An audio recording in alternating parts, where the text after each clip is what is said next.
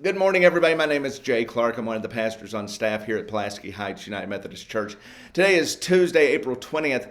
This weekend, I have the privilege of performing a wedding ceremony for Avery Elliott and Brant Collins in our sanctuary. And it's the first wedding that we've had in the sanctuary since the pandemic began.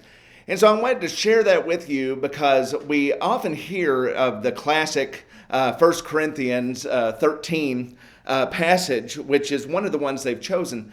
But I want to read it to you in two different translations. First of all, you'll recognize love is patient, love is kind, love is not envious or boastful or arrogant or rude. It doesn't insist on its own way. It's not irritable or resentful. It doesn't rejoice in wrongdoing, but rejoices in the truth. And that's from the New Revised Standard Version. I like to read from the version that is Eugene Peterson's Message version.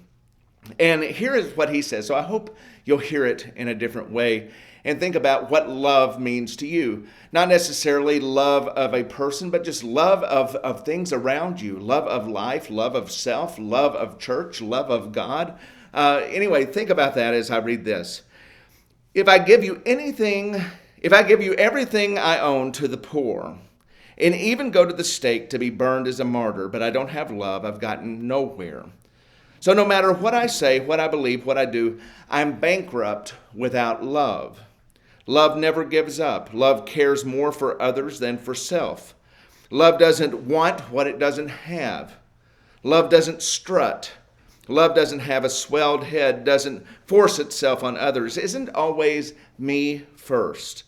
Doesn't fly off the handle, doesn't keep score of the sins of others, doesn't revel when others grovel, takes pleasure in the flowering of truth, puts up with anything, trusts God always, always looks for the best, never looks back, but keeps going to the end because love never dies. That's also especially true of God's love for us. God's love never dies because God cares so much about each one of us and what's going on in our lives.